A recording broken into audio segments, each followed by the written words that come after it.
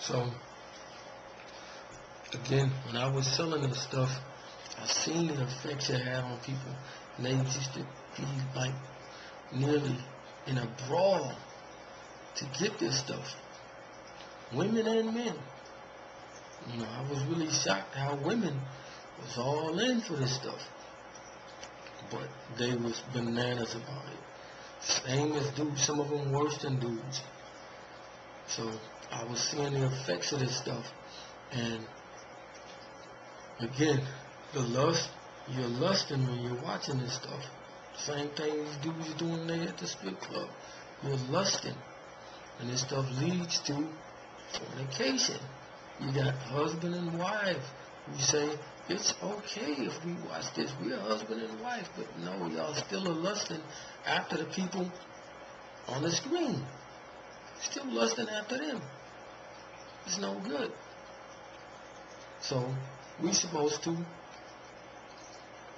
let's go to 1 Corinthians 6 and 18. It says, flee fornication. Every sin that man doeth is without the body, but he that committeth fornication sinneth against his own body. So when you fornicating and doing all of this unrighteous stuff, which a lot of these dudes is masturbating and all of this different stuff, and sisters as well, all of this stuff is unnatural. It is not supposed to be done. It's promoting a man sodomy. It's promoting all of that stuff. And you're not supposed to do none of that stuff, man. So again, 1 Corinthians 6 and 18 says, flee fornication. Every sin that man doeth is without the body, but he that committeth fornication sinneth against his own body. So this is directly sinning against yourself when you're doing this stuff. It says, what? Know ye not that your body is the temple of the Kabod spirit, of the Ruach HaKodesh spirit, which is in you, which ye have of the Most High, and ye are not your own. For ye are bought with a price. Therefore, Kabod the Most High in your body and in your spirit, which are the Most High's. Now, when you look this word fornication up, it comes to G202, which means porneia. This is the Greek word porneia. This is where we get the English word porno from. This is where it comes from. So in case you're wondering where the word porno comes from, it comes from this word porneia. Again, it's G4202. Now let's get the definition of it. It says harlotry, including adultery and incest, figuratively idolatry, fornication. And it says it's from G4203. Pornio. And that comes from G4204. It says to act the harlot. Them women in them things is straight up harlots. That is literally indulge unlawful lust of either sex or figuratively practice idolatry, commit fornication. So that's what fornication means. It means porneia. So let's go to 1 Corinthians 7 and 1. It says, now concerning the things whereof ye wrote unto me, it is good for a man not to touch a woman. Nevertheless, to avoid fornication, to avoid porno, let every man have his own wife, and let every woman have her own husband. See that? every man have his own wife, and let every woman have her own husband. It says, defraud ye not one the other, except it be with consent for a time, that ye may give yourselves to fasting and prayer.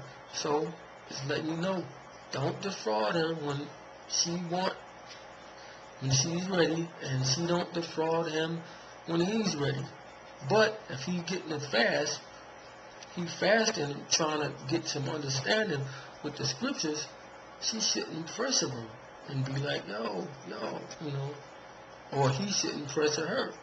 Most time is men doing the pressuring. Right? So defraud ye not one the other, except it be with consent for a time, that ye may give yourselves to fasting and prayer, and come together, that Satan tempt ye not for your incontinency. So that's what's letting you know. So Satan don't get to tempt you. Because if you even put yourself out there in a predicament, he's more than likely going to tempt you. So let's go to one. If you get tempted, most people are going to act. Let's jump down to 1 Corinthians 6 and 9. It says, know ye not that the unrighteous shall not inherit the kingdom of the Most High? Be not deceived, neither fornicators, nor idolaters, nor adulterers, nor effeminate, nor abusers of themselves with mankind, nor thieves, nor covetous, nor drunkards, nor revilers, or extortioners shall inherit the kingdom of the Most High. So, when we come into this truth, the hardest thing for most of us to let go of is the sexual things. That's the hardest thing for most people to do. And all the people that come to me and talk to me, this is the one thing that they all battle with the most. A lot of them is still talking about, I can't stop smoking cigarettes, and it's hard for me to do this, that, and the third. But the sexual thing is the hardest one for most people to let go. And now we're going to go into the X. When I used to do this, when I really got into the truth, I started examining everything. And I was wondering, like, why in the world is it 3 X's on it? Why not 1? Why not 2? Why is it 3 X's? So I tried to analyze it, flip it around, and look at it from this way, but you can't, because it's just X's. And I'm like, what in the world? Why? I know this is satanic, but what does the X's mean? X-rated. X-rated sees through something. So what does the X's really mean? So I tried to spell it out. The letter X. Well, it comes out to XS, because you hear this at the end of it. And I'm like, now I flip that over, and when you flip it over, you get,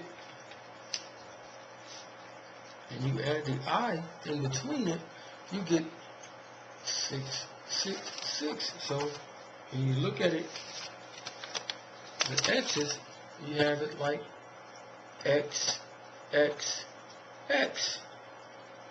See that? X, X, X. But then,